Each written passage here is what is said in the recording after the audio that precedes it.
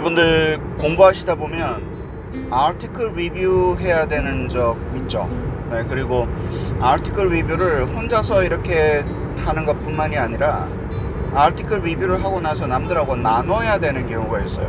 네, 뭐 지금 제가 하고 있는 다른 연구자분들과 하고 있는 Modeler of Fortune, 네, 잠재 변인 모형 관련된 아티클 리뷰 클럽에서도 똑같은 상황이 이제 벌어지는데요. 오늘은 이 아티클 리뷰 발표할 때 안 망하는 법 이거 한번 다뤄보려고 합니다.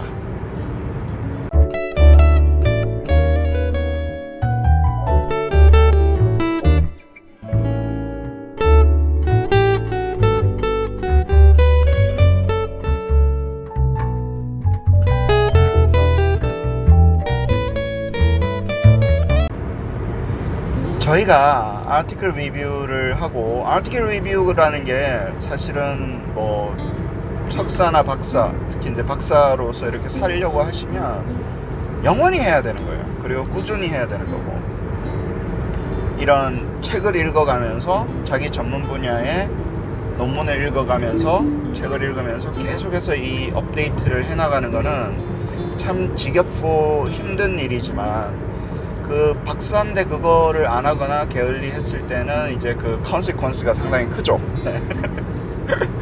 박사를 어떻게 계급장을 뗄 수도 없는 거고, 네, 그렇잖아요. 네. 그래서 이게 해야 되는데, 그리고 이제 개인이 그냥 혼자서 하는 거는 또 그래요. 그런데 이제 너무 힘드니까 모여서 우리 같이 하자. 그래서 논문 리뷰 클럽 같은 거 만들어서, Modeler of Fortune 같은 거 만들어서 저희가 이제 모여가지고 돌아가면서 이렇게 발표도 해요. 근데 이렇게 발표를 할 때 이 아주 경험이 많은 사람들, 저 같은 사람들 아니라 처음 하시는 분들도 있잖아요. 네. 누구든지 그런 경험을 처음 해서 누구든지 그걸 처음 하는 그 순간이 있는데, 그때 질문은 뭐냐면 조금 컨저버티브하게, 이거 안 망하고 어떻게 하지? 네, 해야 되는데, 네, 그런 걱정을 많이 하세요. 근데 안 망하는 잘 하려는 방법이 있고, 또 덜 망하는 네, 폭망을 안 하는, 네, 그런 방법이 있는데, 오늘은 폭망 안 하는 방법에 대해서 조금 나눠보려고 합니다. 여러분들께서 아티클 리뷰를 발표를 할 때 가장 실수를 많이 하시는 게, 이 렉처랑 이 두 개를 다, 두 마리 토끼를 다 잡으려고 하시는 게 이제 가장 큰 실수를 하시는 거예요. 저희가 자기 연구를 발표하는 것과, 혹은 내가 오늘 강의를 하는 것과, 논문에 대해서 특정 22, 40페이지에 대한 남이 쓴 이 논문을 서머라이즈해서 리뷰를 해주는 거는, 그리고 또 리뷰한 것을 남들과 나누는 거는 완전히 목적 자체가 틀려요. 네. 저도 항상 하는 실수인데, 왜냐면 티칭을 하는 게 제 직업이다 보니까 자꾸 리뷰할 때 강의하듯이 하는 거예요. 그래서 막 조목조목 설명해 주려고 막 엄청 노력을 합니다. 네. 근데 리뷰를 상상을 해봐요. 리뷰 클럽이라는 게 뭐예요? 다들 한 가닥씩 하는 사람들이고, 그리고 페이퍼를 일단 다 읽어오지 않으면 리뷰 클럽 자체가 돌지 않아요. 그래서 내가 이해한 만큼, 혹은 내가 이해한 것보다 훨씬 더 많이 남들이 읽고 이해를 했을 수도 있다라는 거예요.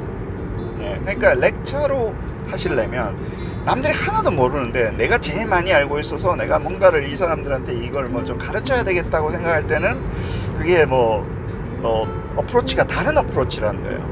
그래서 제가 리뷰할 때는요, 제일 좋은 거는 그러면 렉처랑 다른 아티클 리뷰는 뭡니까?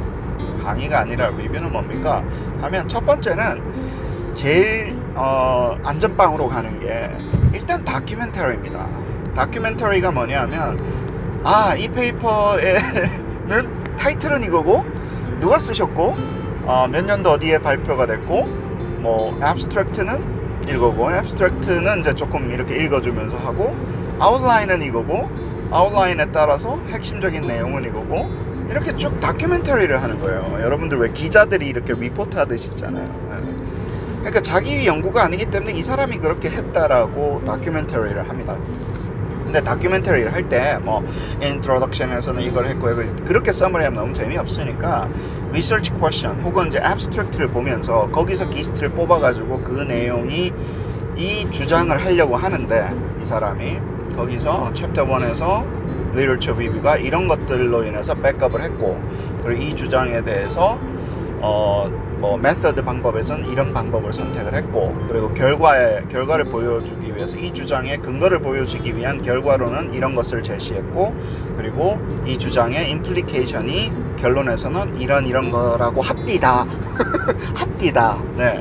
근데 그렇게 좀 전반적으로 리서치 퀘스천에 대해서 서머리 하면서 다큐멘터리로 끝내시는 게 제일 좋습니다. 네. 그게 이제 안 망하는 길이에요. 네.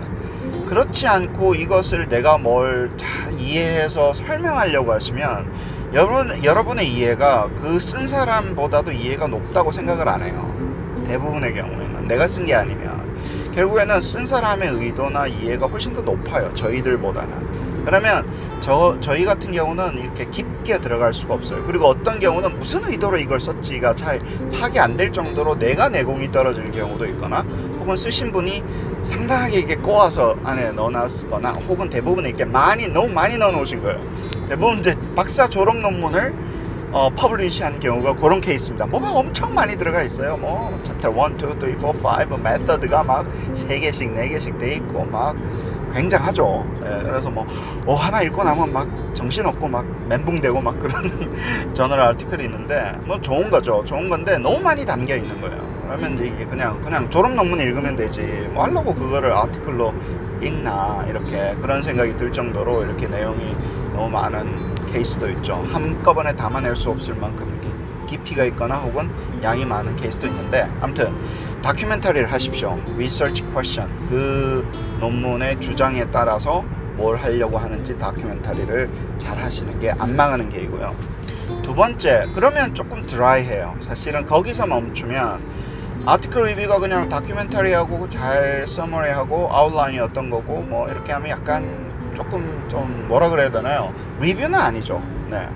근데 거기다가 쓸데없는 얘기 안 집어 넣으려고 노력을 하셔야 돼요. 거기 뭐 자기 자랑 얘기, 뭐 자기 좀 아는 얘기, 뭐 자기가 한 연구, 뭐 제가 항상 하는 실수인데 내 자랑, 내가 얼마나 잘났는지 저희 연구하는 사람들의 어떤 특성이에요. 사실 어쩔 수가 없어요. 뭐 그 정도 또 자랑질 못합니까? 우리가 돈 받고 하는 것도 아닌데 네.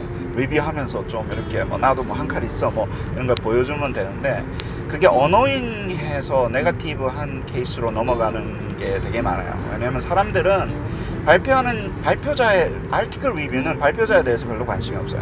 그러니까 여러분들 프레젠테이션 할 때는 그렇게 하셔도 돼요.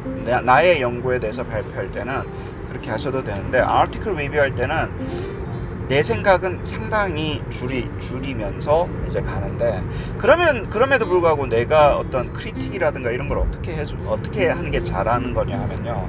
여러분들이 이거는 약간 이제 아티클을 읽는 것과 일맥상통합니다.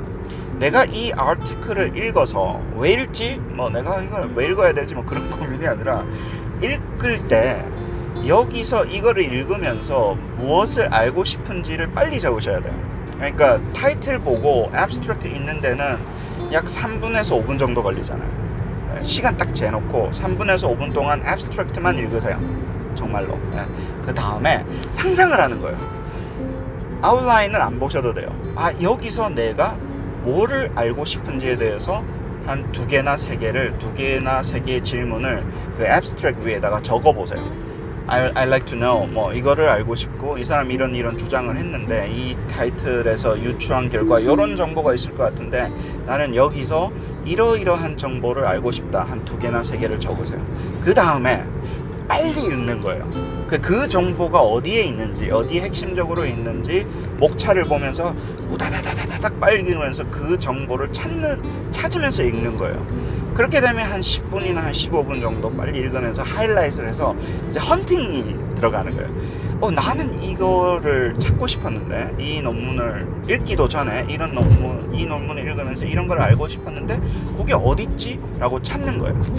그렇게 찾고 나서 그것을 찾았으면 찾았다. 못 찾았으면 못 찾았다 해서 앞으로 와서 질문을 다시 수정할 준비를 합니다. 근데 저희가 빨리 읽었잖아요. 빨리 읽는 중에 뭔가 디스트랙트 하는 게 있어요. 뭐 재밌는 내용이 있어요. 그 내용 중에 요것도 재밌네. 그 내용 중에 다시 그럼 또 처음으로 돌아와서 사실은 이제 두 번 읽은 거예요. 첫 번째는 abstract만 읽고 두 번째는 빨리 읽었고, 그러고 나면서 내가 질문했던 두세 개를 수정을 하는 거예요. 보니까 이 내용에 대해서는 별거 없더라. 근데 이 내용은 보니까 요런 게 재밌는 게 있더라. 그러면 재밌는 게 있더라라고 발견했잖아요. 요런 게 조금 흥미로운 부분이 있으면 그거를 질문을 바꾸는 거예요. 요 논문에서는 요런 거를 발견하기 위해서 내가 이 논문을 읽습니다라고 질문을 약간 수정을 하는 거예요. 그 질문의 개수를 4개, 5개 이렇게 늘리지 마세요. 한 3개, 3개 정도만 이렇게 매니지 하세요. 왜 또 나중에 이야기를 할 텐데, 그렇게 한 3개에서 질문을 수정한 다음에 그 질문에 해당하는, 내가 이렇게 드로우 했던 그 질문에 해당하는 그 부분 위주로 해가지고 논문을 찬찬히 읽어 나갑니다. 근데 그렇게 하면 두 가지 생각을 또 하시면 돼요. 내가 왜 이 질문에 대해서 관심이 있었을까? 그리고 이 사람이 이 질문에 대해서 대답을 어떻게 했을까? 이 부분에 대해서 이제 그 매칭을 딱 하면서 논문을 읽으면서 3개만 뽑아내십시오. 그래서 그 3개를 direct citation 있죠. 몇 페이지에 이 사람이 이렇게 이야기를 했고, 내가 이 부분을 찾은 이유는 내가 이것을 알고 싶었고, 그리고 이게 어떤 부분에 유용하다고 생각했기 때문에 이 부분을 찾았고, 그 보물찾기를 했는데 보물 3개가 이 페이퍼에 있었다. 그렇게 하고 미니멀하게 해서 끝내버리시는 거예요. 근데 다른 사람들이 그걸 되게 좋아해요. 왜 이 사람이 이 내용을, 그 주구장창 20페이지, 40페이지, 50페이지 엄청나게 많은데 왜 하필 이것을 선택을 했을까? 왜 이것을 중요하다고 이야기를 했을까를 또 남들이 들으면 좋아하는 거예요. 그러니까 다큐멘터리만 하고 끝내면, 그러니까 심지어는 이 부분이 정말 알고 싶었는데 이 부분이 정말 없었습니다. 왜냐면 논문에서 이렇게 이야기해서 난 이걸 잔뜩 기대하고 요 내용을 찾았는데 이 논문에 이게 없어서 너무 실망했습니다.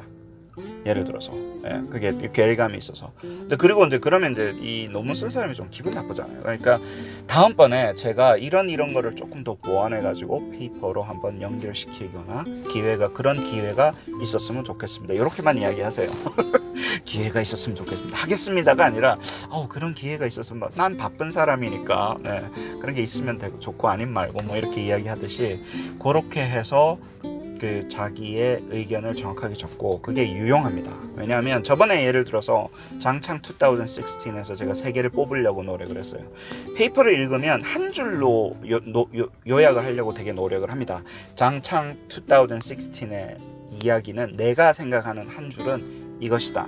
우리가 사이코메트릭한 여러 가지 기술들을 이용을 한다면 스마트, 그리고 잘 융합시킨다면 스마트 러닝에 잘 사용할 수가 있을 것이다 라는 게 이제 제가 한 줄로 요약되는 것이고, 그곳에서 또 유용한 3가지의 어떤, 내가 논문을 쓰려고 할 때 꼭 훔쳐다가 써야 되겠다 이런 거를 3가지 뽑으면서, 그리고 저는 그냥 리뷰를 마치는 거예요. 그리고 내가 그 왜 3가지 뽑았는지 이야기를 하면서 남들하고 리뷰를 하고 진행이 돼요.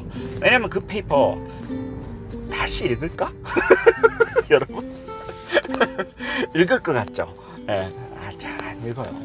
그러니까 하나 페이퍼 읽고 나면 다시 안 읽을 확률이 엄청나게 높고요. 그 다음에 두 번째는 잊어버릴 확률이 높아요. 그래서 한 줄과 그 다음에 훔쳐와야 될 거 한 2-3개, 많으면 한 5개, 그림이면 그림, 테이블이면 테이블, 내가 다음번에 페이퍼 쓰기 위해서 반드시 이거 적어놔야 되는 하이퍼링크를 달든 이렇게 해가지고 정리를 해놔야 돼야 되는 것 외에는 별로 중요하지 않습니다. 그것만 하고 넘어가세요. 그 나라를 논문 리뷰하면서 무슨 나라를 구하려고 그래. 20페이지, 40페이지짜리에 뭘 얼만큼 담기를 원하시냐고요. 담으려면 엄청 큰 그림으로 담아야 되는데, 그래 놓으면 어때요? 또 내용이 부실하다는 둥, 자세하게 안 써서 모르겠다는 둥, 그런 얘기 하잖아요. 그리고 자세하게 쓰면 어떻게 해요? 아주 스페시픽하게 해야 되기 때문에 큰 그림을 그릴 수가 없어요. 그 페이퍼에서는. 와와창 선생님이 못해서 거기까지 하고 끝냈겠어요. 다 이유가 있는 거예요. 보니까 석사제자 졸업 논문이더만. 딱 보니까 각이 나오잖아요. 아니 그래 그거 활용해가지고 장창 선생님이 IS에 그랜드 쓰시려고 준비하려고 썼던 2016년도 페이퍼도만 그게 내용을 보면 뻔하잖아요. 예를 들면 이게 어느 컨텍스트에서 이 페이퍼가 나왔겠구나. 예를 들어서 그렇게 받아들이시고 또 아쉬운 거 있으면 여러분도 생각하시지만 네거티브한 걸로 자꾸 가지 마세요. 이게 없어서 그랬습니다 이렇게 가지 마시고 그래서 어떤 부분을 어떻게 임프루브해서 어떤 페이퍼로 가면 되겠습니다 라고 이야기를 하는 게 이게 스스로한테도 도움되고요 듣는 사람들한테도 엄청나게 큰 차이점을 줍니다. 왜냐하면 뭐라도 그래서 긍정적으로 해서 이런 식으로 임프루브 하겠다라고 결론을 내리는 사람과 이랬는데 뭐 이래서 이렇게 했다는 사람 그게 틀려요. 네, 듣는 사람도 틀리고 듣는 사람은 두 번째 치더라도 본인 스스로한테 틀립니다.